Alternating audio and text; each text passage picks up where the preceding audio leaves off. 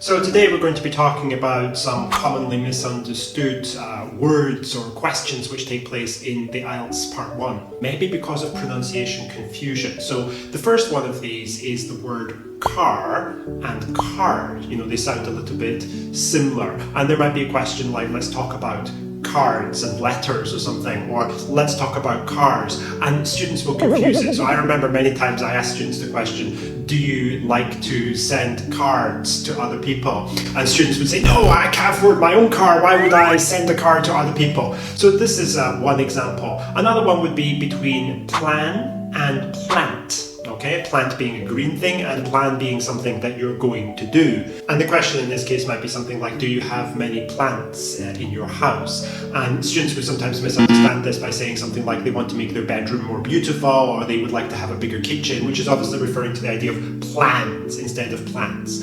And the last one that immediately comes to my mind would concern walking, which is, walking along the road, and working. So walk and work, and the confusion between these two. The question set was all about walking, and one of the questions was, did you walk a lot when you were a child? And a lot of candidates responded with some kind of outrage to this, saying, no, in my country children don't work, only adults will go to work.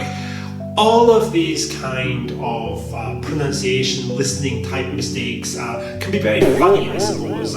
Maybe they're funny in this video, they're funny to the examiner, but they're not funny from the point of view of your score that you're actually going to get in the test.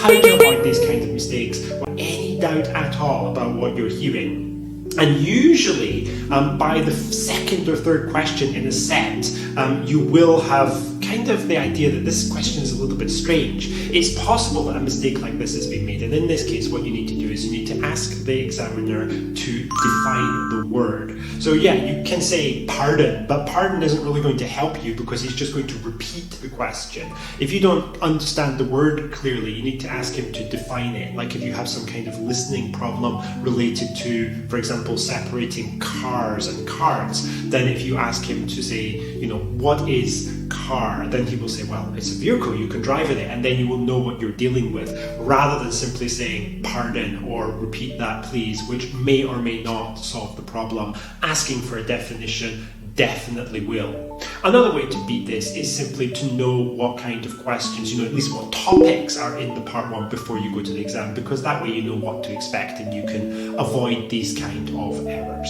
Alright, well, I hope people found this video helpful, and I'll see you soon in the next one.